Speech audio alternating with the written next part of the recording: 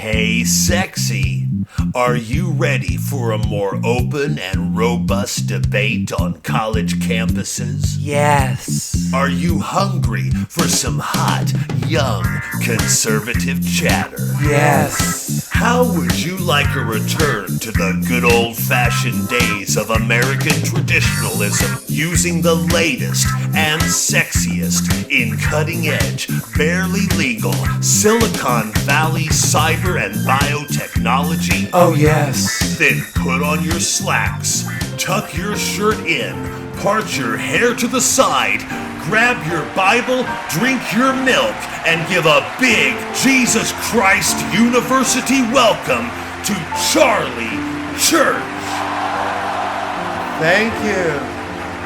Thank you, thank you. Oh, my. Our anti-woke God is an awesome God, is he not? But you know, folks, I see a lot of woke people here today. Let's talk to them, shall we? Who would like to come forward to challenge Charlie Church? How about you, brother? Hi, Charlie. Thanks for taking my question. One of the things we're learning about in university is what's happening online. And I was online recently as part of my study, and I saw something you said about socialism causing homosexuality. So would it be fair to say that you don't believe a person is born socialist? Yes. Okay, great. Thank you. Hi, Charlie. I know you don't believe in abortion, even if it's only being practiced on the moon. But let's say you had a 1.5-year-old daughter and she was raped by a transgender pirate and the fetus growing inside her womb was made out of only razor blades and anthrax. Would you still deny her the right to exercise her freedom of choice over her own bodily autonomy? Yes. Okay, thanks. Hi, Charlie. In the past, you have referred to Mexicans as cockroaches, feminists as warthogs, African Americans as anteaters, Liverpudlians as beetles, LGBTQ plus campaigners as pandas with AIDS, and environmental activists as East Javan lungers, sometimes calling them by the scientific name Trachypithecus auratus. Do you honestly stand by everything you say? Yes, yes, yes. Yes, yes, and yes.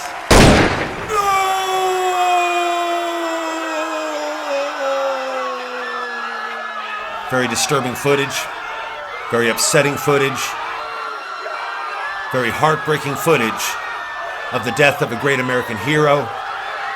Of course, I'm referring to fellow conservative and podcaster Charlie Church, mown down by a woke-tard's bullet at Jesus Christ University in Old Testament, New Mexico. Very sad news. The flags are going out all over America. The lamps are at half-mast. A very dark day for our nation. You're listening to Uncle Sam's Baseball Pie Podcast. This is episode 2. I'm Rick Shreld. Uncle Sam's Baseball Pie Podcast. When it comes to defending America's precious freedoms, there were 2 voices. Now there's only one. And here he is, Rick Shreld. Of course, it isn't just me that has been affected by this tragedy, but also my subscribers, which have nearly quadrupled since the assassination, as more and more young people are anxious to find out more about how cool it is to be an online conservative like myself.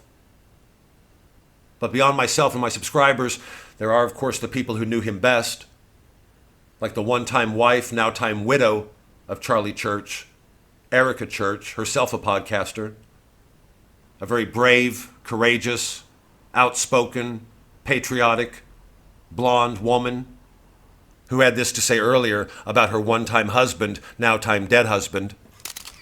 My name is Erica Church. As you can imagine, this has been extremely difficult on our children, Sparkle and White, and on our dog Bible and our cat Flag. My husband loved this country. He loved it so much.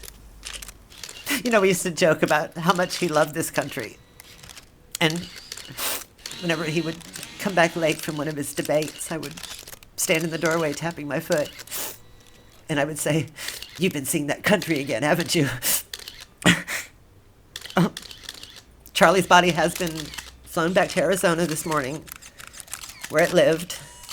And thank you to President Trump, it has been put up in a 4-star luxury villa where it will hopefully continue its fight against wokeness and now rigor mortis. One of the things that has been really helpful during this time has been the wonderful outpouring of memes. And I would like to share one of those with you now to give you an idea of who Charlie was. It's an AI image of Charlie crucified on the cross. And at the foot of the cross is our blessed Lord and Savior, Jesus Christ. And you can see the Lord is looking up at Charlie and he's speaking to him, and you can read the words right there. It says, "Been there, done that. Good night, my sweet prince." The tears of a real woman are a beautiful thing, said the poet Mike Tyson. But the tears of a tranny woman are ugly and filled with hate, said the poet Tyson Fury. It's no surprise the killer of Charlie Church is a tranny lover, because for years now, the libtard, wokey, snowflake, lefty-headed trigger faces have dumbed down the level of political discourse in this country so much, they're now resorting to violence. But we know what this is about.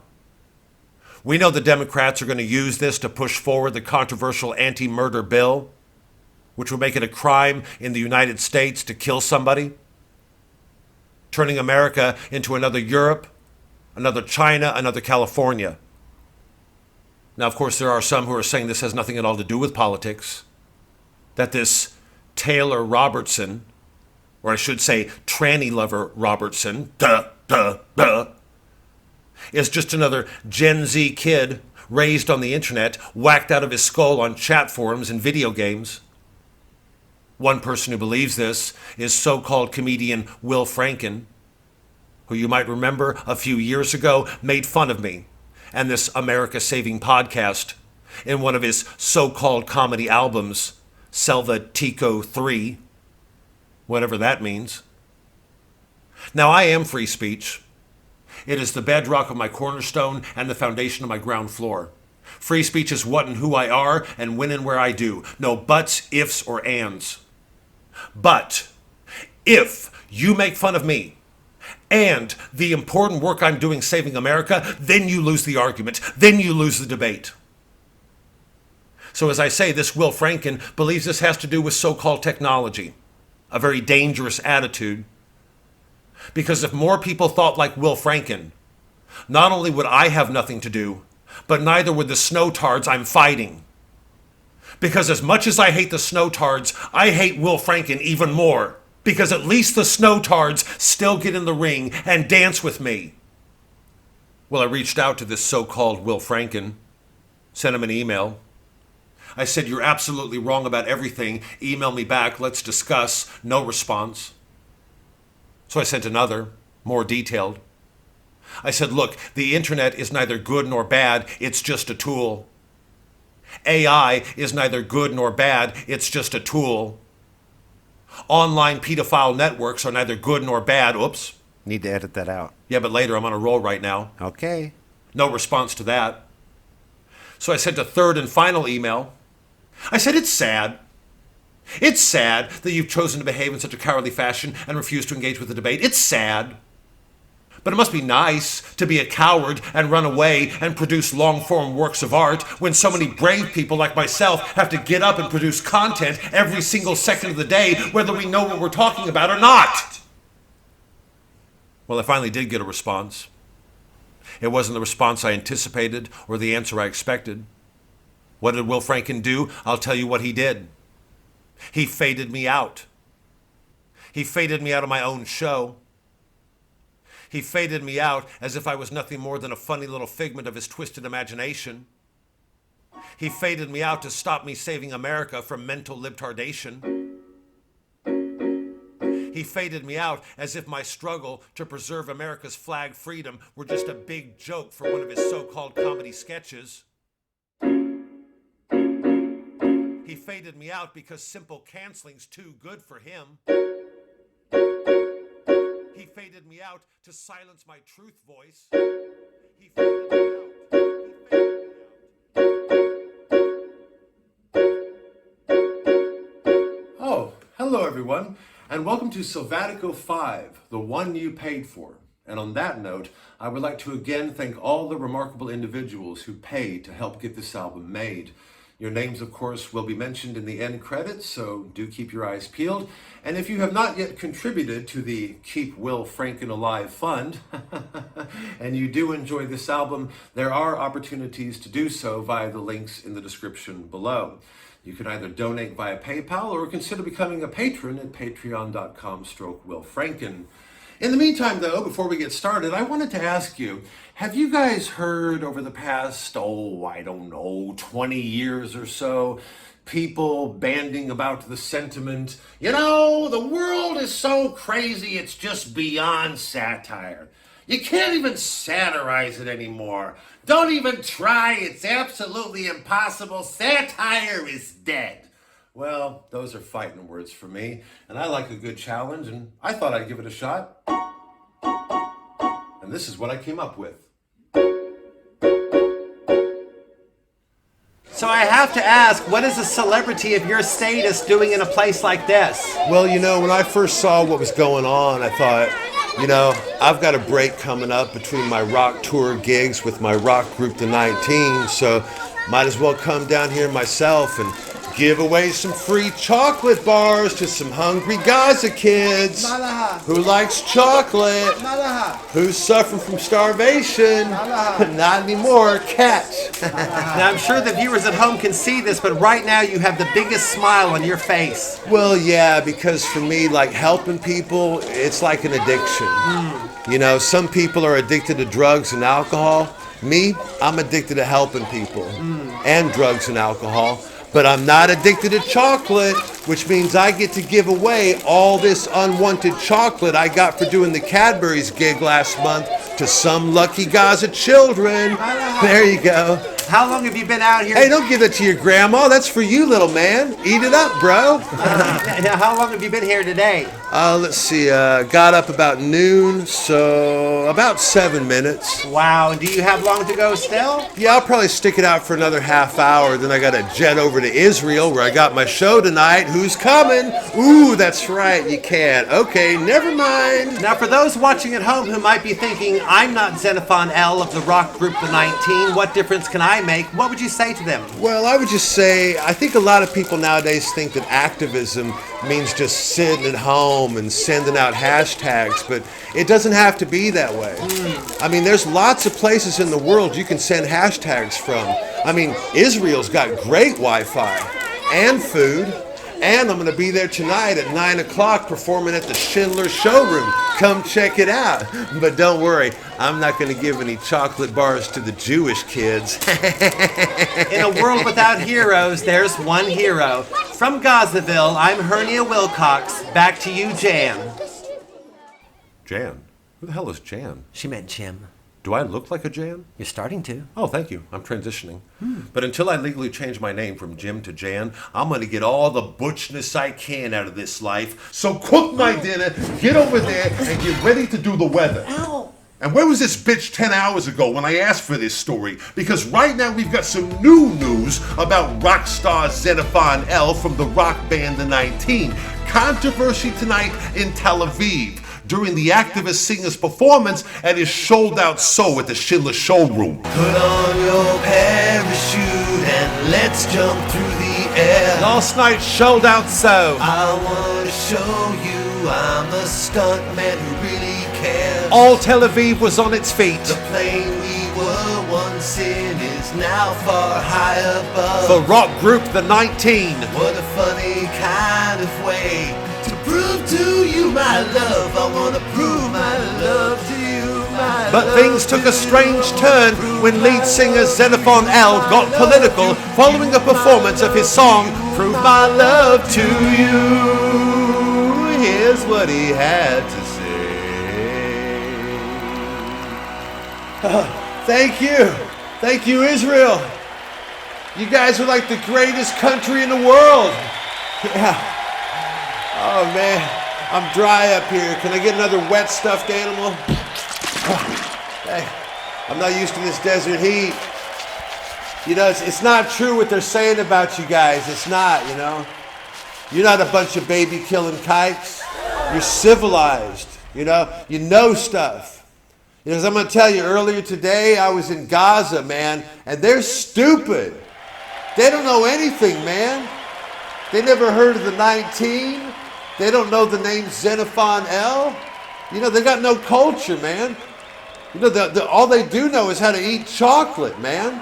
Because that's all they did. They just ate chocolate, man. What a bunch of pigs, I mean, if you guys ever have like a chocolate factory explosion here, you don't need to call the professionals, man. Just get those Gaza kids over here and they'll clean it up for free, Like if you ever have like two chocolate delivery trucks crash into each other, well, I mean, that probably wouldn't happen here. That'd be more like, a country like Switzerland or something. But do you even make chocolate in Israel? Yeah, we've got Israeli chocolate. Oh, yeah, that's right. Yeah, you do. Yeah, because I had a friend who was going to boycott that, but they don't even sell it where he lives. So he thought, what's the point, But yeah, man, that's all they did. They just eat chocolate all day in Gaza, man. And they didn't even offer to pay for it, man. Some critics have suggested Xenophon L, or XL as he's known professionally in shirt sizes, might have been trying to backtrack from comments he'd made earlier that day. Wait for it! In Gaza. I'm not going to give any chocolate bars to the Jewish kids. I would like you to imagine that you are a 16-year-old Jewish girl. Okay, what's my name? Rebecca. Okay. And my middle name? Sarah. Okay. What's my last name? Torah. Rebecca Sarah Torah. Okay, go ahead. And I would like you to imagine that you have polio, leukemia, and cerebral palsy. Okay, what now? Now I would like you to imagine that your family is so poor and so persecuted in Europe that your father, the Rebbe Shlomo, is considering emigrating the entire family to either America or Israel, until he suddenly remembers that this is the Gentiles' year of 2025, where it's now possible to emigrate from home. And you discover that your favorite singer, Xenophon L, That's me. from your favorite rock and roll band, the 19, That's my band. has said that he would not give you a chocolate bar because you're Jewish. No. No. You're twisting my words. No. Twisting your words would sound like this. I'm not Chocolate bars to the Jewish. This is what you said. I'm not going to give any chocolate bars to the Jewish kids. I'm not going to give any chocolate bars to the Jewish kids. You said it too. No, I did not. Yeah, you did. Listen. I'm not going to give any chocolate bars. I was repeating what you had said earlier. Oh, and that makes it okay? By the way, I didn't even do anything bad. I was just predicting the future. Predicting the future. Yeah, because I knew those Gaza kids were going to eat all that chocolate up and I wouldn't have any left to take to Israel anyway. So yeah, I probably should have said, I'm not going to be able to give any chocolate bars to the Jewish kids. But no, the whole world's gone woke. Did it not occur to you? Or is it anti-woke? Because you guys are Israel and that's America and that's Trump? Oh, Mr. Kana, I'm so confused. Did it not occur to you, knowing that you had a show later that evening in Israel, to set aside a portion of the chocolate to give later to the Jewish kids? No, it did not occur to me. And I'll tell you why. Because in a situation like that, man, you don't think. You don't have time to think.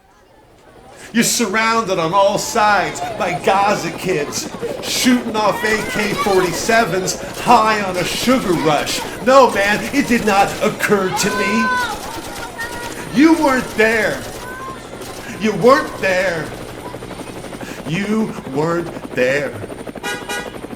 Oh, she's here. Who? My mom. She's always been a helicopter parent, but now she's my chauffeur too. She's gonna chopper me over to my next gig, which is Ukraine or Russia or I don't know. I'm sure wherever it is, it's gonna be war-torn and rocking. Send down the ladder, Ma. We're not finished yet. Check you later. We're not finished yet. We're not... international conflicts. We're not finished yet. They're dangerous. Ow, they're sexy. They give you something to talk about with your middle-class friends. So sad. I know. So why do so many poor people in America and Britain not give a shit about them? To find out, we sent David Hemline to the Appalachian Mountains. I don't want to go to the Appalachian Mountains, son. Show headline. Go, go, go!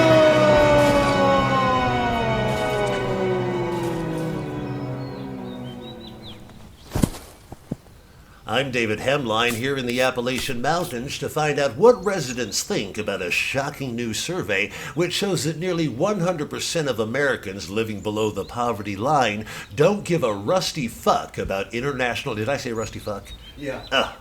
Cock shuck a goose, why the cunt did I do that? Okay, It's all right. I'll just do it again. Okay. I'll say damn. Sure. Yeah, or goddamn. Whatever. Or goddamn your Christ up the ass with his own crucifixion, Jesus-loving hillbillies. They can't hear me over there, can they? No, you're fine. Just need to reset the camera. Okay. Sorry, David, you're a little shiny after the fall. Let me give you a touch-up. Yeah. It's too bad I'm not living in Romania. Why is that? Oh, apparently you can say whatever the hell you want on Romanian television. Oh, really? Yeah. I've got a friend out there in the Foreign Bureau. He says all day long it's just twat, cunt, syrupy hole. Oh, really? Yeah. The best part is he says the women there, they're all hot and they all come cheap. Oh, I wonder why that is. I guess something to do with Andrew Tate, I don't know. All done. We're ready. Okay, yeah. I'm David Hemline here in the Appalachian Mountains to find out what residents think about a shocking new survey which shows that nearly 100% of Americans living below the poverty line don't give a hoot about international conflicts. Now, you have lived here for your entire life. And are you concerned at all about Ukraine? What about the Gaza kids? Now, we are in nature. This is your home. Surely you've got to care about climate change. He just wants another mouse. Give him another mouse. So much for the perspective of the impoverished owl resident of Appalachia. But what about its many human residents? I spoke to some earlier, if you can call it that, and this is what they had to say. If you can call that that. No, I don't give a rusty fuck. What do I give a rusty fuck about Ukraine or fucking climate change or Gaza kids? Hell, I lost 4 fucking jobs this year to fucking AI. And that didn't happen out there. That happened right here in America. Land of Abraham Lincoln, the home of Charles Manson. And every one of them fucking AI companies that took my fucking job, they said the same thing. They said, oh, we don't want to do this. It's going to hurt. We know that. But we're doing it to help the climate change and the Gaza kids and the Ukraine people. I'm like, help me, motherfucker. They say, oh, you got the help you wanted. You got Trump again. I said, I did not want Trump again. What, because I sound like this? I must have wanted Trump again? That some bitch gonna come down here next year, turn all this to a golf course and a tech cup. He ain't no fucking friend of the working man. Hell, I fell for that shit in 2016. Become 2-2 when I saw that motherfucker in a mask playing bitch boy to Elon Musk. I said, that's right. Ain't nobody gets to the top without they're gonna fuck the people at the bottom. If you ain't practicing anarchy in this day and age, you is woefully behind the times, and I invite you to suck my country boy dick if I ain't speaking the goddamn truth. Okay, I need to stop you just for a second. Okay. You're doing great. Thank you. Just need to check on something really quickly. Dario, Yes, David. why does he get to swear but I don't? David, because you represent civilization. The man who wants to see Ukraine defeat Russia, Gaza to defeat Israel, climate change to defeat affordable transportation. The man who cares and has the stake in the stories that shape civilization. But he represents the savage, what the Italians might call Selvatico, the angry, impoverished man railing futilely at the world destined to die in obscurity. All of these things which are anathema. Oh, what? Anathema to civilization, and from which civilization is duty bound to recall. To what? To recall. Sorry, Dario, to what? Recall. Coil. Recoil. Recoil, okay. And so his profanity lends him a certain Scariness. Exactly, David. Yes, a scariness. Okay, I like that. Yes, a scariness. I like that very much. I like also the other word you said earlier, which I had never heard before. What was this? Why? Why? Yeah. Yes, I never heard this. Why? Why? Good word. Because he is the perfect cautionary tale for civilization. The optics are wonderful. So, David, just let him do his thing. You do yours. Okay, but can we talk to somebody else because he's a little too scary, if you know what I mean. But of course. Okay. I'll change la question. Fucking money, mother. Now, how long have you been a member of the Aryan Brotherhood? I'm not a member of the Aryan Brotherhood, sir. You're not. No, I'm not, sir. Okay, so you're not the pastor of the First Church of St. John the White Baptist, No, I'm not, sir. and your name is not Father Joseph McNigger? It's Keith McJagger, sir. All right, okay. Where do you work? I work at Taco Bell, sir. Right, okay. Well, do you like black people? I believe in judging a person by the content of their character, not the color of their skin, sir. Right, okay. So this is going to have to do with class then. Okay, not to worry, I can recalibrate. I went to university in the 70s. I should remember this. It was Marx, Adam Smith, and, oh God, it was Jeremy Corbyn. Got it, okay. So why don't you care about international conflicts, particularly the one that's happening right now in Ukraine? Well, as far as that's concerned... Is it because you think Ukrainians are black? No. Because I can assure you they're not. It has... They're as white as you or me. nothing They're as white as the Russians. at all to do with that. The Russians are as white as us. This is a white conflict, which you should be behind 100% on one side or the other. It does not matter. Sir, I do Okay, not care okay. about race. Okay, fine, What's the fine. matter, sugar? This Ivy League white boy giving you trouble? Do I need to get Smith and Wesson in here? It's all right, baby. We're just talking. All right, you holler if you need me. All right, baby. Was that your cook? She's my wife. Okay. I think what we need to do here is just sort of let you tell us why you don't care about international conflicts in your own words. You've got our absolutely undivided attention. Well, I suppose the main... I just need to take a quick piss. So talk away. If I'm not back in time, just keep talking at the camera and we'll just edit out what we don't want. So where is your outhouse? We don't have one, sir. We got a bathroom right there. Oh, you have indoor plumbing. Yes, we do, sir. Was that a gift from Donald Trump? No, sir. That toilet's been in the family since Richard Nixon. Ah, okay. Well, off you go, and off I go. Just down here. Right there. Well, the reason I don't concern myself too much with international conflicts is because last year around this time, I lost my job to a Silicon Valley artificial intelligence company.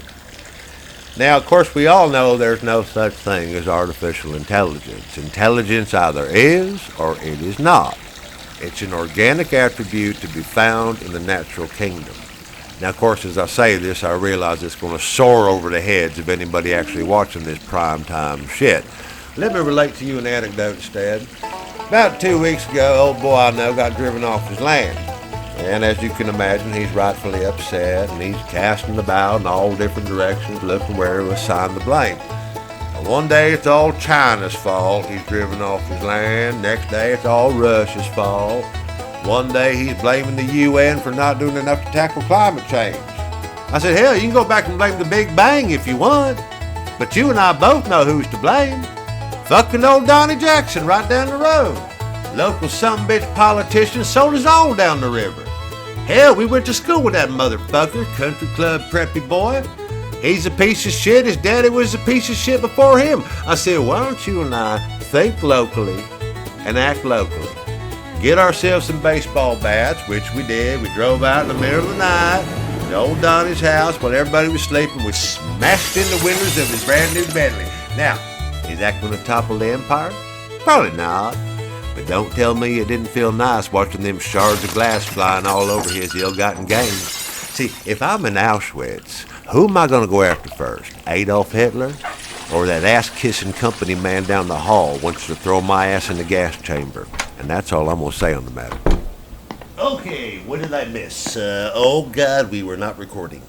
Right, no worries, AI can fill in the gaps. So I just have one last question for you. Okay. Let's say I am a black mother of 5. All right. I'm a black mother of 5. Yep. I'm also her black 5 children. Yep. And I show up one day on your doorstep, all 6 of me, Yep. asking for a glass of iced tea. Right. Now, it's going to have to be a big glass because I'm 6 people, 6 black people. Yep. Do you give me the iced tea? It depends, sir. Okay, depends on what. If we have any iced tea in the house, it's not something the wife and I normally drink. Okay, fine, fair enough. What you want to drink, sugar? I'll have a lemonade, baby. What about Mr. Harvard? You want something? Thank you, no, I'm fine. But I do have a follow-up to that. Okay. Now, you say that you don't normally stock iced tea in your house because it's not something that your wife and yourself drink. That's right. But would you agree that the systemic reason you don't have iced tea in your house is because you fear a black mother of 5, like myself, Yeah. and her 5 black children, like ourselves, Yeah. are going to show up one day and ask for some? Oh, shit. Get your race-baiting ass out my house, motherfucker! Go sell that shit on campus, you divide and conquer, bitch! Given all this obsessive preoccupation with minor topics such as money and class and which artificial intelligence company is stealing which job from which poorest member of society, it's somewhat concerning that the citizens of Appalachia are suspiciously silent on the topic of race. To round out the picture, we head now to the Bronx with Rachel Prejudice. I'm Rachel Prejudice here in the Bronx, joined by some of the many black people who make up the blackness of the Black Bronx. Specimen selected. You'll do nicely. What's your name? Stan McCaskill III. Okay, that's your name. But what happens to you when I say to you another black name? The black name of George Floyd. I would say, what the fuck does that have to do with shit? Well, I think it has everything to do with shit, but if you prefer, I'll give you another name. Aight. Maya Angelou. The mediocre poet who died at the age of 86 from natural causes and stuck up for Bill Clinton during the Lewinsky scandal? Okay, I can see you're gonna make me work for this. What about the name James Earl Ray? Oh no, he was the killer. The victim, Martin Luther X. What you getting at? What I'm getting at is, what am I getting at? International conflicts and Yes, some shit. yes. Why don't you care about international conflicts? Alright, because Particularly the one taking place right now in Ukraine. because like I say, if you Is look- it because you think the Ukrainians are white? Nah. Because I can assure you they are not. They're as black as you or it me. ain't shit to do with that. They're as black as the Russians. I don't give a fuck. The about Russians that. are as black as us. This is a black conflict, which you should be behind 100% on either side. It does not matter. Bitch, I lost my job, my money, my home, and my sanity to AI. Where should I aim my tears, motherfucker? I was just Tell me, where am I gonna aim my tears? trying to find out We are human. what Do you, you remember that? as a black man, We eat food. We live in houses. think about whitey. Some of us search for existential meaning. And even if we don't find it, we do it organically, not algorithmically. Oh, I don't believe this. I can't get any clearer than that. Is there anybody out there who still cares about black and white stuff? Who the fuck is that? Spirit, if thou art spirit, by what name art thou called? Oswald Mosley. He who founded the British Union of Fascists in 1932? The same. About time. Now the party can finally get started. I'm Rachel Prejudice, and if you're just joining me, we have a television first. And with all these God-blessed podcasts around, we sure did need a new one. I'm currently speaking with the Right Honorable Sir Oswald Mosley, live from the Ninth Circle of Hell. I'm getting the fuck out of here now. Mr. Mosley, what would you like to tell my viewers? I should like to talk about history. History. History. History. Once more, history. Lessons in History with the late Oswald Mosley. Today, episode 60. The 60s! I'm Oswald Mosley, leader of the British Union of Fascists. The 60s were an amazing time to be alive. But then again, as a dead man, every time's a good time to be alive. The 60s were amazing, and I mean my 60s. I was in my 60s in the 1960s, which gave me a completely unique perspective on the young people of that day. Now, some historians say I've got it a bit wrong, but I remember the kids of the 60s saying yes to authority and growing their hair short. And this was all confirmed when I took my first dose of a new drug that had been going round called LSD, or LS for short. Before I took LSD, I was like most people in Britain at the time, completely free from any hierarchy, imbued with a sense of self-worth, totally aware of the interconnectivity of all things with God or consciousness or nature, call it what you will, and shot through with a sort of permeating love for even the smallest blade of grass. But when I took that LSD, I was suddenly overcome with the sensation that I was white and that lot was black. And that for me... So why are we listening to this WOG music? I thought it was appropriate. No, mate, it's not appropriate. Okay. May her sun never set. Start again. Yes, Sahib. Oh yeah, I remember when Oswald Mosley had his first hit of LSD. We were at some conference in like Bavaria or some place, and all the great fascist leaders was there. There was Benito Mussolini, Adolf Hitler, of course. We was chatting away for a while, and at a certain point this bird walks in, who only later realised was Ava Brown. And she starts passing around this silver swastika-shaped chalice, inviting us all to imbibe.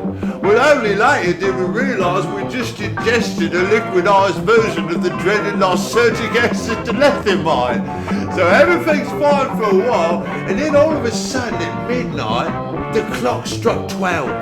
And we all looked up, but the clock wasn't a clock anymore. It were a dead Jew. And all of a sudden, all the walls turned into like row upon row of exterminated gypsies. So all these beautiful kaleidoscopic images just sort of cascading around in our minds. And at one point, I looked over at Hitler, then I looked over at Mussolini, then at Ava Brown, and I said, Ava Brown, you're all dead. I must be in hell. And do you know the irony? I was in hell, and I still am. And it's bad enough to be reminded you're in hell, but when you're reminded you're in hell when you're on LSD, it is a very bad trip indeed. I screamed and screamed and screamed. It was a fucking nightmare, it still is.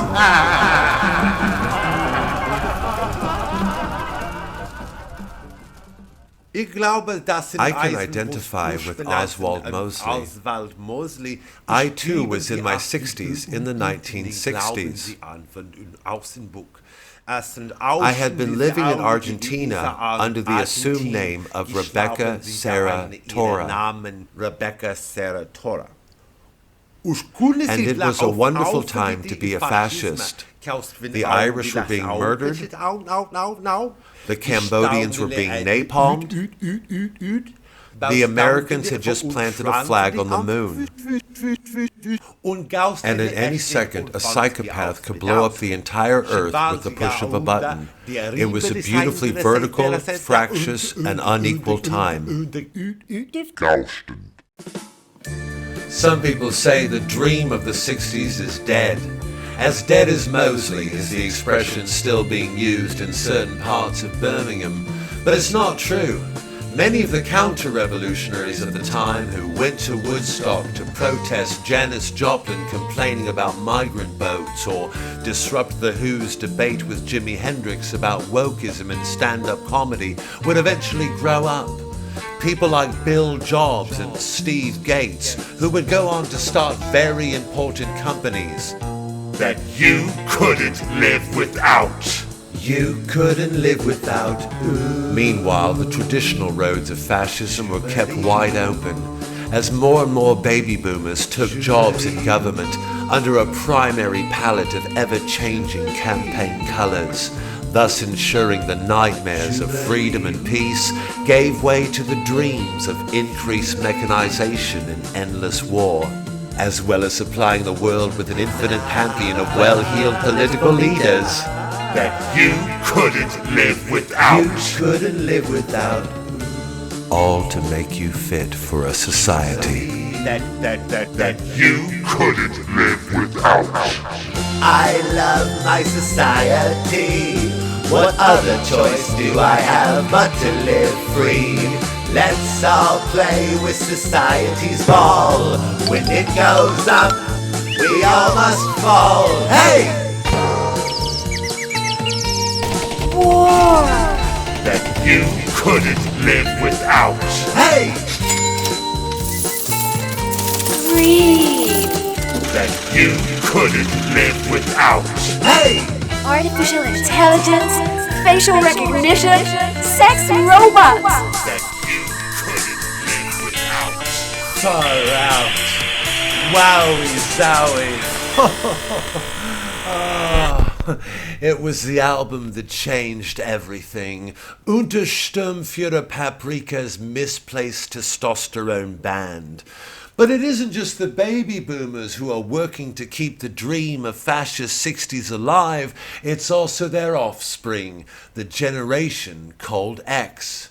Last weekend, thousands, if not tens of men acted like women and stood up for women and girls when they came out to hear Graham Linehan in Hyde Park. I don't think we should do the interview here. What are you talking about? No, but there are too many pigeons. Pigeons? Well, because they heckled me. They heckle you? What are you But talking you about? can hear them right now. Listen, cuckoo, cuckoo. Oh, Graham, baby, come on. They won't just be doing it here, they'll be doing it all hours. I'll be at home 4 a.m. on the old X there, tweeting away, and you can still hear them go, cuckoo, cuckoo. Okay, well, let's... We just go down here. Watch that cable there, because that squirrel's going to eat right through that podcast cable. Oh, right. So there.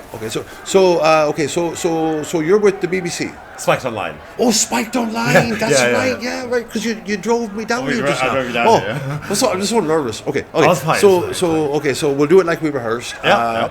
We'll talk about the tranny thing, and then I want to talk about the transvestites. Oh, yeah. And there was the man also who dressed up in the women's clothes. Women's clothes, So yeah. we'll do that. Okay. But first, I just want to say, Claude. Yes. Can I get a little bit more foundation because I was a little shiny in the last one there. Yeah. So can I just see that? Yeah, that's Matt. That's It's the one. Matt. That's the one you want to go with there.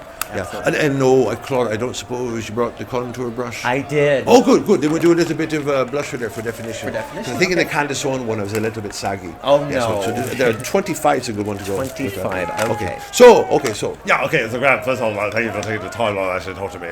So I was trying to say, as you know, this is the most important issue that's ever been in the history of the entire world. So, but for those of you that's just coming in, don't know the story, could you just briefly explain, basically, what happened to you? What do you mean when I stopped writing comedy all those years ago? No, I mean, what happened, just now? Oh, just now. Oh, no. Okay, so your man there was going into that lady's toilet over there wearing a wig. And so I followed him in to protect the women and girls inside. Of course. Hit him over the head with a lead pipe. And as it turns out, it wasn't a man in a wig, it was an ugly woman. Wow. Which just shows you how dangerous this Yes, whole transgender thing is becoming. Yes. Because see, it's not just the pretty women and girls that are in danger now, but also the ugly women and girls. See, because now they're in danger of being hit over the head with a lead pipe by someone like me, who is trying to defend them, by the way. It's madness. Which shows you how mad this whole thing is becoming. Yes, you mad. can't satirize this. No. This is beyond satire. It is, yeah. You can't write any satire about it. I mean, I can't write any satire about anything nowadays. But you know, it's just.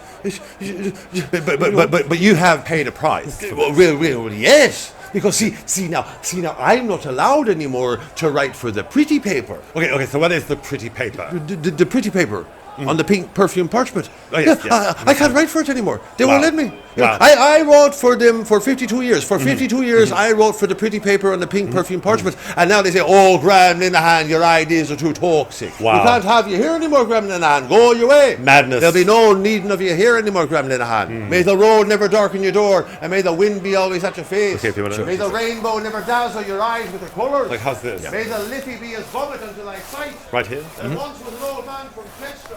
He told in the Chester molester. This is good. But what that man did with that poor little kid was a great deal more than was Chester. Sorry, I just wanted to get away from all that because he does tend to go on a bit. So, okay. Right. So, can I just ask you, basically, what brought you, out here, to day? I am here today to support Graham Linehan, which may sound strange. How could I support Graham Linehan? After all, I will never have Graham Linehan's money, nor his awards, nor his political and media connections, and I'm certainly not going to be offered £200,000 as part of a West End buyout anytime soon, I can guarantee you, but I can have Graham Linehan's ideas, totally free of charge. They're very basic, simple, common sense ideas. Blokes need to stop being birds, take off the frogs, go to church, pray for forgiveness, and be transformed into good little foot soldiers proclaiming Christ's message of normality on earth. So before transgenderism became the only thing wrong in the world today, were you aware at all of Graham's work? I have seen his earlier comedy, although I do much more prefer his later tweets. My favorite being perhaps the one from 2 seconds ago. Scratch that, I like this one better. Man dressed as Margaret Thatcher tries to pass as Barbie. Brilliant. Brilliant. So, okay, so as you know, this is the most important issue Yes. there's Yes. ever been in the entire Yes. history Yes. of the world. Yes. But Yes. it's for you personally, Yeah. is there a personal yeah, issue yeah. sort of thing? Yes, Is that, yes, would you yes. say? Oh, yeah, Sort of yes, thing yes. that you have personally with this issue? Well, personally? as somebody who has two daughters, stepdaughters, actually, sisters is what they are. No relation, just two old birds that live on either side of me. They're in their 90s. They're actually going to do themselves away next week as part of the government's assisted dying energy saving scheme.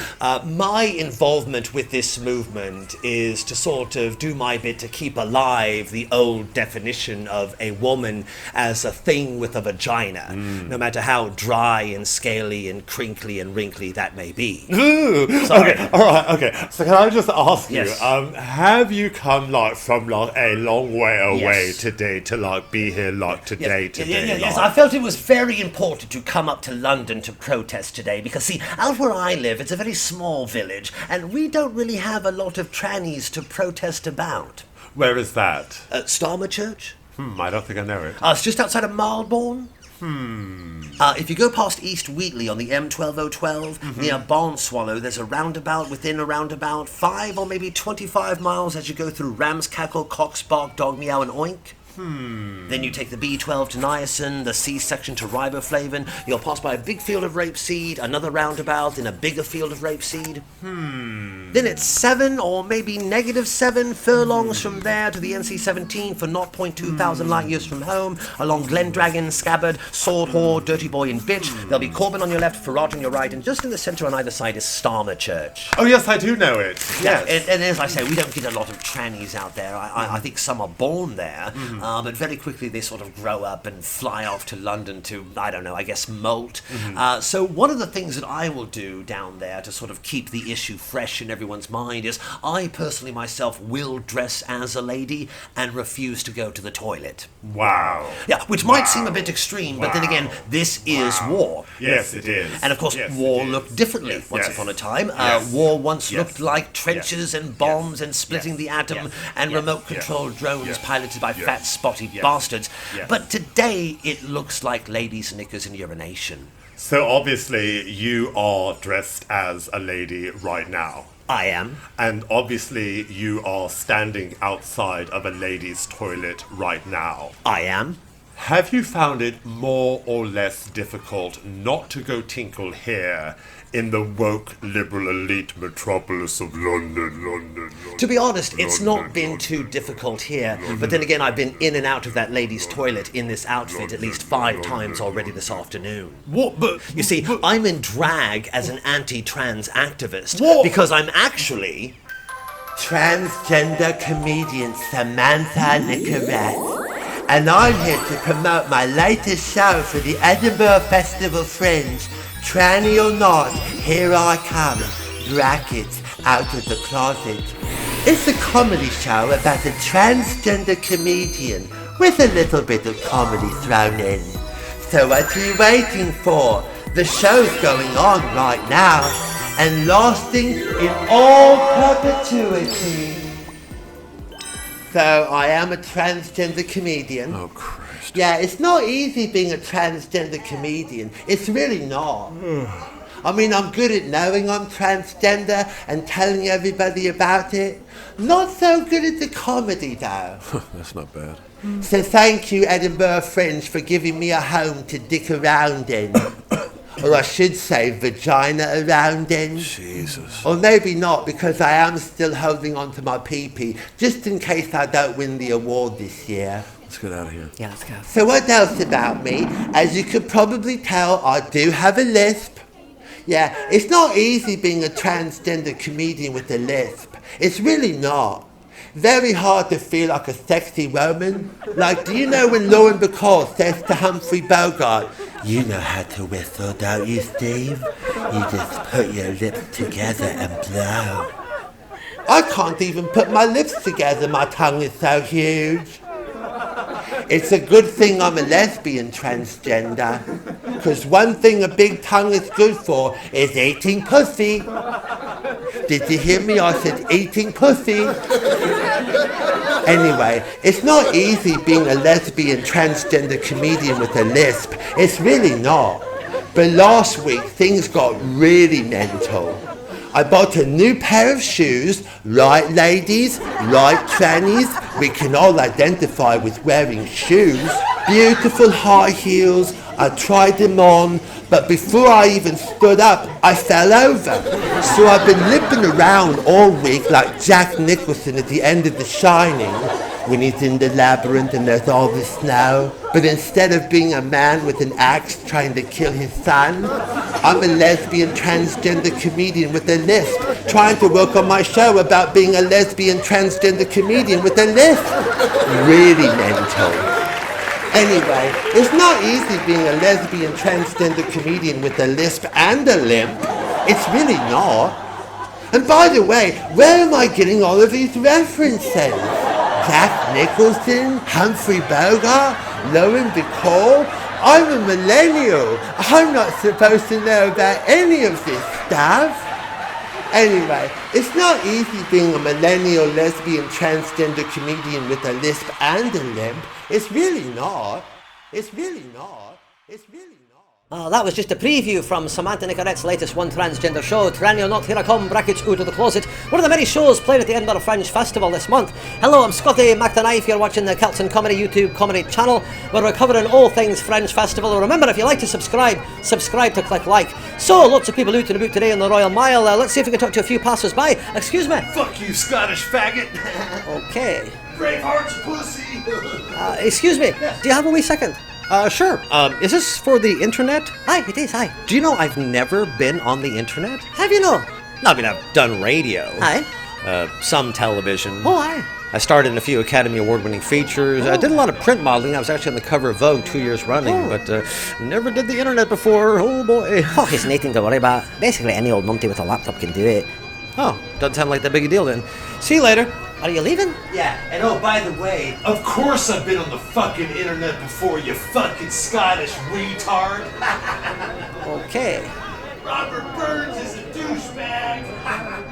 Excuse me. You look like a nice couple. Do you have a wee second? Yeah. Are you having a nice Fringe? Oh, absolutely, absolutely. Is this yeah. your first Fringe? It is. And what brought you out here this year? Oh, well, the wife and I here won a contest. Eat a bunch of cereal and you can go to Scotland. So we thought, why not come during the Fringe? Because, see, we don't get a lot of culture where we live. We live in a very uncultured part of America. Oh, what part's that? Basically any place between New York and San Francisco. Have you been seeing lots of shows? Oh, yeah. We just left the transgender comedian show. Oh, how was that? Oh, it was great. Yeah.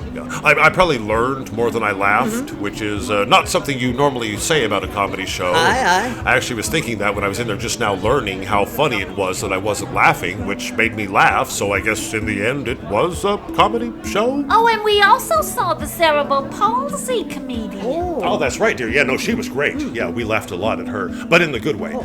Then there was the autistic comedian. And the neurodivergent comedian. Yes. Oh, and the ADHD comedian. Have you seen this guy? No. Oh my God, what a show. So yeah, we've seen those shows. We've also seen the blind comedian and the deaf comedian And what's been your favorite show so far? I like the comedian who couldn't speak. no, honey, that was a mime. Nah, you remember, he had like a skin condition or something, like anemia. No. He had on white face paint because he is a mime. Yes. He was talking about his struggle to talk. How could he talk about his struggle to talk when he couldn't talk? You know, by physical means. Look, he was pretending to tug a rope. He was pretending to be trapped in a box because he is a mime. You always contradict me. Honey, please. My mother was so right about you. So what would be like your ideal French experience? Well, I think I for want me, to see something intelligent. Honey, please. Something that challenges what we think comedy is or even should be. Honey. A satire so violent it could double as an insurrectionary call to arms. Honey. Yet at the same time, not sacrificing one iota of the carefree absurdity that once made comedy fun. A creation that soars above the ever-bubbling vortex of communal slop. Honey, please. This is the Edinburgh Fringe. Be reasonable. I'm sorry, she's a little drunk. Why? Wait a second.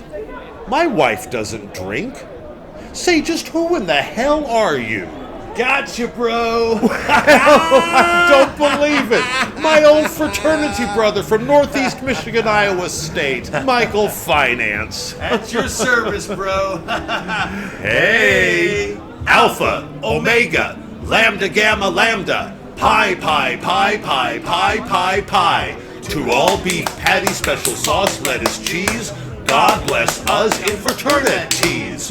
Go horses! Oh, you still remember, bro. Of course I still remember. How are ya? What brings you to Scotland? And by the way, what have you done with my wife? Exactly what you told me to, brother. Yeah? Yep. And there weren't any problems? No problems whatsoever, and there's not going to be any problems as long as that 40 grand hits my bank by Monday. So what's the dealio, bro? We're not gonna stand here all day talking to this Caledonian cockhead, are we? Because word has it, a brand new 4-star titty bar just opened up in Leith. Titty bar, of course, but you're not going to go in wearing my wife's clothes, are you? Why not? Well, aren't titty bars supposed to be protected safe spaces for women and girls? Good point. Yeah, I probably should get changed because actually earlier I went in somewhere to take a piss. Yeah? I got hit over the head with a lead pipe by that Harry Potter bitch. No way. Man, she could pack a wallop. I was surprised. I've read her books. I had no idea she was an adult. So you guys went in a fraternity? Yeah? What's it to you, you little pipsqueak picked? Well, I'm a Freemason. Oh, yeah? Well, then how many people have you murdered? Well, I only just became one last week. Nice try, tartan face. Why are you so rude to me? Because, bagpipe breath, maybe you don't get the news out here in art fag land, but Donald Trump just bought this country and he's gonna turn it into a 750 million hole golf course right fucking now.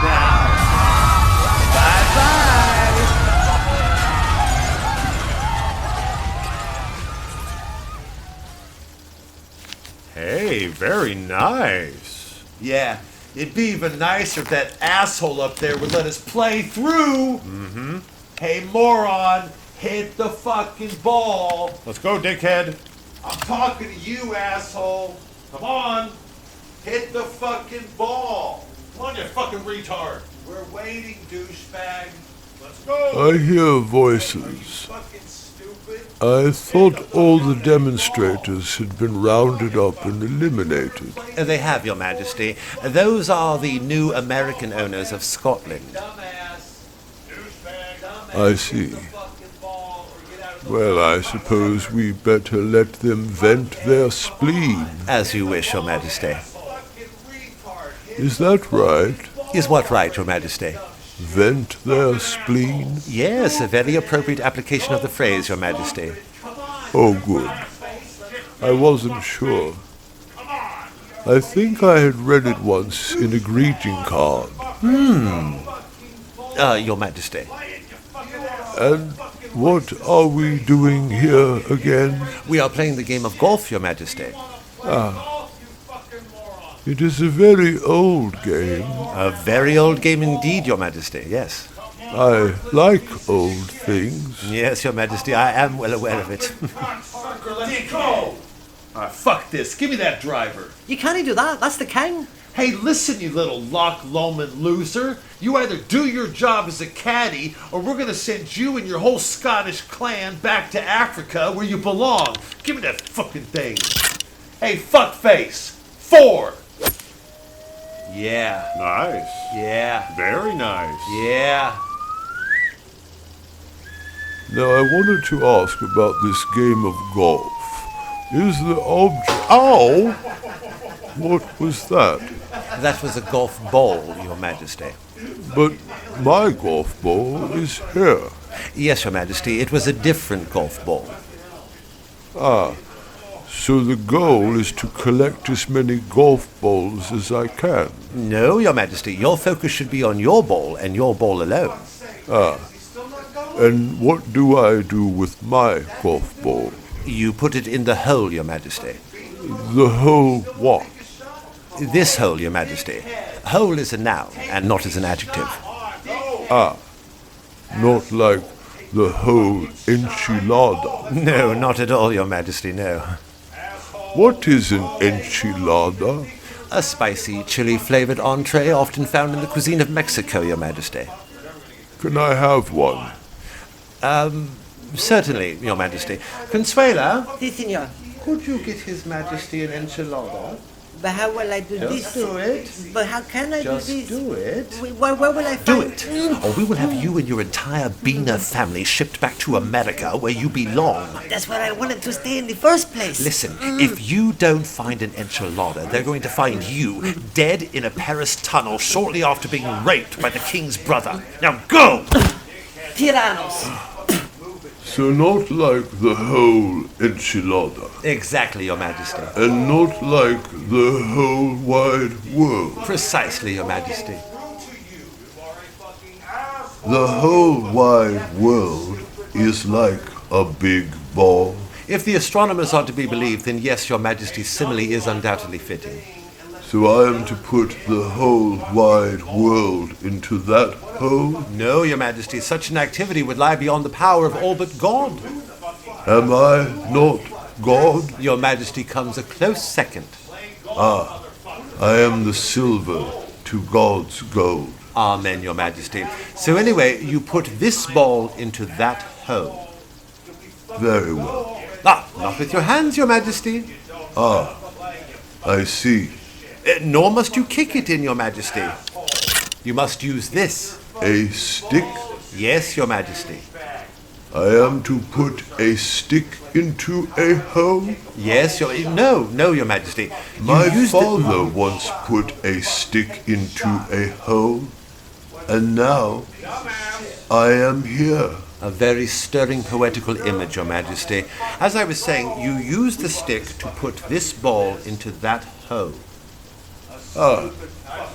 It is like that other game. Which other game is that, Your Majesty?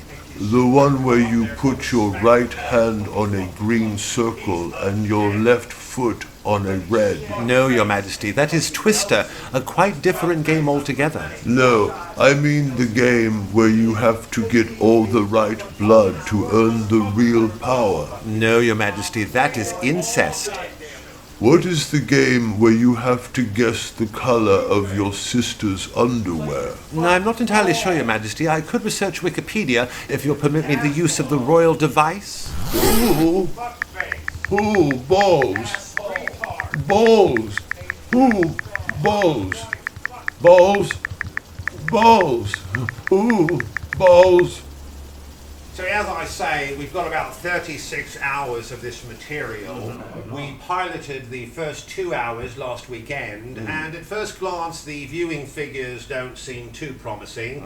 In a nutshell, only 3% of the British public tuned in to watch His Majesty play golf. However, the good news is that 3% is the richest 3% of the British public. So I think putting that alongside the success of our other productions, like Sarah Pascoe's Macrame Hour, Stephen Fry's Bipolar Shopping Spree, Phoebe Waller-Bridge's Great and Glorious Gap Year, and Walking in the Footsteps of Myself with Jack Whitehall, I think it's safe to say that the BBC still has its finger firmly on the pulse of public demand. Every single demographic in this country has been carefully considered in compiling our current programming lineup, from the upper class all the way right down to the middle. Now, moving on. So, Mark. Daniel. Yeah, Mark, great work. But should we be at all concerned about the recent study put out by NASA, which suggests there might exist a class even lower than middle?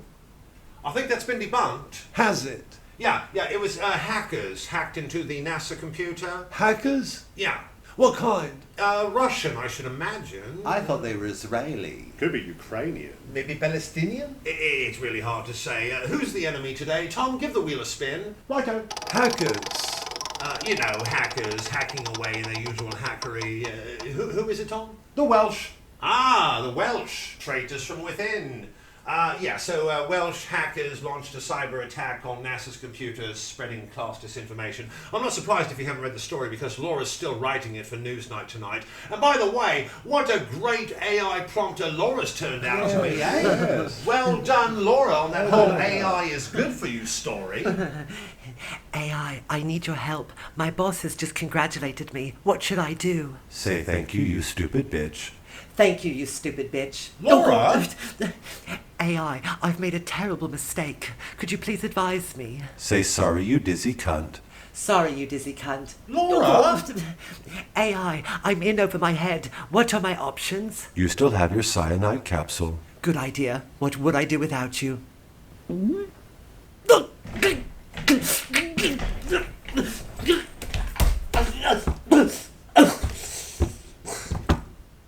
Oh, that's a shame. Okay, there will be a moment of silence for Laura. And not now, we still have things to discuss. Just on your own later, winning if you feel like it. Right now, we need to discuss the license fee. As you know, for a while now, we have been discussing the need for a more streamlined, efficient, insulting, and violent method of extracting that precious life-giving blood from our victims. And to that effect, I have invited along Lieutenant General Bernard Montgomery Clift of the Royal Marines to discuss military tactics. So, General, over to you. Sorry, General, 1 second. Yes, Daniel? Yeah, Mark, sorry to bring this up again, but hypothetically, if a class even lower than middle did exist... Yeah, but Daniel, that's been debunked. Yeah, I know. I'm just saying, for argument's sake, if the class even lower than middle did exist, which I'm not saying it does, would there be any news and entertainment to interest it? I mean, well, Daniel, I don't know how to answer the question. I mean, you know, it's been debunked. Yeah, I know. I mean, you know, it's rather like asking me what I would think if Martians had been discovered on Venus. I mean, come on, Mark, just humour me. It seems to me that if a class even lower than middle did exist, and we're only making news and entertainment for the upper and middle, that seems to me a breeding ground for revolution. And I don't mean the good old-fashioned fourth industrial kind either. I mean, I don't know about you, Mark, but I'm perfectly happy for my head to remain on my shoulders. More than your wife can say. Yeah, well, my wife never sees your head on your shoulders because you're too busy doing her from behind every time I turn my head and shoulders. Sharing is caring. But you see what I'm saying, Mark? Right. As a cool, hip atheist working for the BBC, I would prefer to pay for my sins after life and not before death. Oh, like Jeffrey Epstein. Exactly, Yeah. All right, okay, look, if this boogeyman of a class even lower than middle, God forbid, did exist, look, it would have the internet. That's true. I mean, everything has the mushrooms have the internet now, which members of that class could use for gambling or masturbating. They wouldn't be able to drink or smoke it, but as we learned from COVID, they could shoot it up. If I could just interrupt, you're absolutely right, Mark. But I would also add that I can certainly sympathise with the concerns over the possibility there may be a class even lower than middle, especially considering the situation right now in America. Right. But we mustn't forget, we have the broadcasting advantage. Yes. So even if our worst nightmare turned out to be true, and there did in fact exist a class even lower than middle, and some of its members happened to stumble onto one of our broadcasts, we could easily thwart any upward-tending revolution with a few well-placed pop culture stories about a white James Bond being replaced by a black Doctor Who. Personally myself, I found the idea rather amusing, of a 40-something obese tattooed woman from Kent, whose favourite movie is Frozen 2, complaining about migrants coming to destroy her culture. Her culture! Her culture! Excellent, Lady Fingers. Lady Fingers? Ganymede, Yes, sir. could you get Lady Fingers some nectar? Certainly, sir. 10 Lee. Drink, lady, drink. So, yeah, I hope that allays some of your fears, Daniel. Yeah, it does. Right, without any further ado, to talk about the license fee, here is Lieutenant General Bernard Montgomery. Excuse me. I'm so sorry, General, 1 second. Yes? Yeah, you know that thing you were showing earlier where the king was playing golf? Yes? Yeah, I hate to say this, but I think you guys stole my idea. Sorry, who are you? Will Franken? Right, and how did you get in here? Through fantasy? Fantasy? Is that what replaced Skype? What do you mean? You know, like fantasy. You know, imagination. The idea of comedy is wish fulfillment. Right, and what is it you want? Okay, I think you guys stole my idea, and then you sanitized the hell out of it. Right, because you got this thing here I hear voices. where the king's playing golf and he's getting abused, which is good. Have been rounded up and eliminated. But the ones abusing him are these stupid, obnoxious frat boys, so there's no one to root for. Root for? What?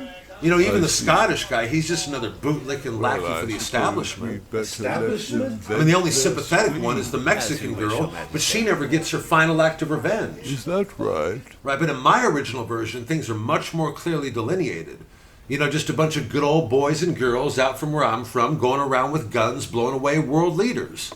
So just to remind you, here's the original reel I put together and sent your way. Well, looky who's coming out of Walmart at 3 in the morning. If that ain't Vladimir Putin. Give me that gun. Здравствуйте, comrade. Shit, I didn't know Mark Carney ate at McDonald's. You want some fries with this, motherfucker? Never thought I'd see Elon Musk at a NASCAR rally. Hey, Pig Chip. Donald Trump's trying to steal my chickens. Now in Los Like all this, Angeles, bitch. they would say an idea like this has got legs Look at old because it Hillary can go Clinton on trying to forever. cash her welfare I mean, look at the G20 Hey, summit. trouser shoes. You got 20 episodes right there. Oh, little And there would be Timmy something Faye for dog trying to everybody. start her car. You know, one week you might be this going is after an Jim. American Democrat. Got a new guy on the line today, says his name's Barack Obama. I'm gonna give him a permanent lunch break. Next week, a right-wing Australian. Look at old Scott Morrison trying to drink a Foster's. Hey, down under.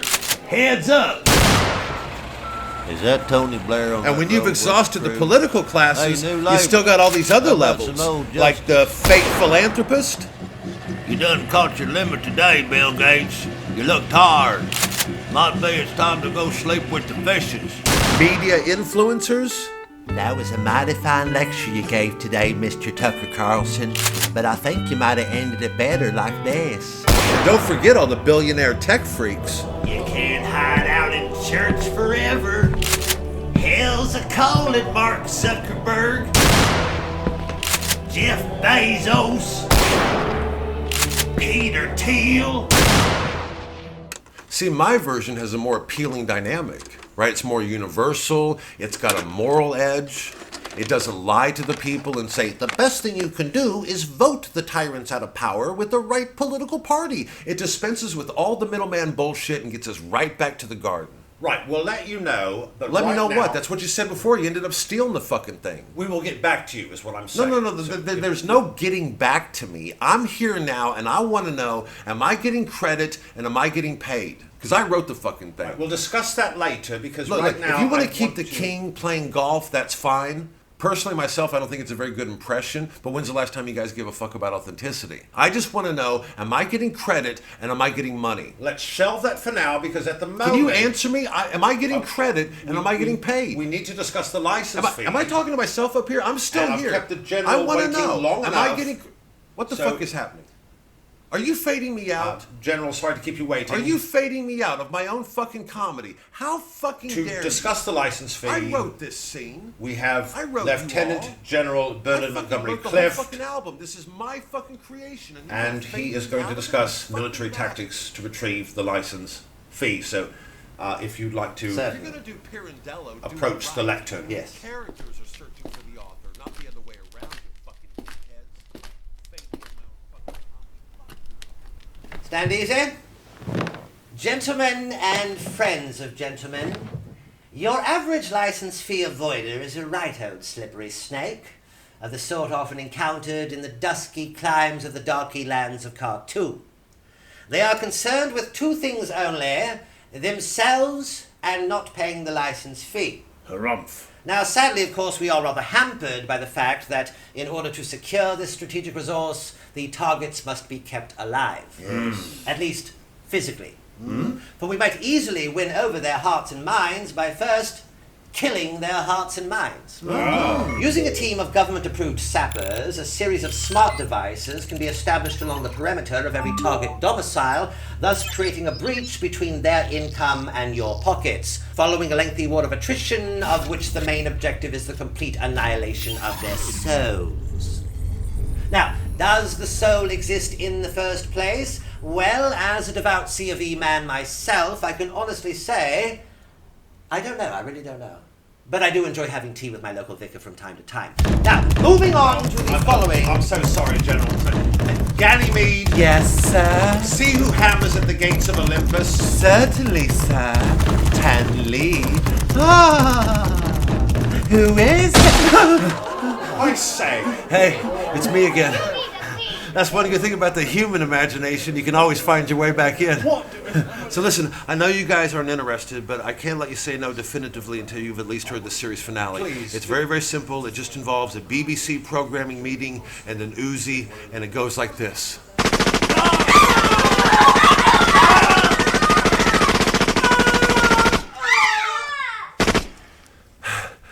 Beautiful. Now I've got all the power. Uh-oh. Beautiful. Now I've got all the power. Uh-oh. Oh, beautiful. Now I've got all the power. Uh-oh. Magnifique. Maintenant, j'ai tous les pouvoirs. Bellissimo! Ora ho tutto il potere. Uh-oh. Hermoso. Ahora tengo todo el poder. Uh-oh.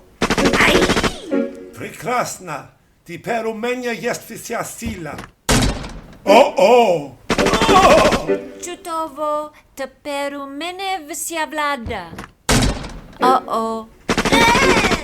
יפה. עכשיו כל הכוח בידיי. אוי ויי. ג'מילתון! אל אנה saltu ala kuli al kuati.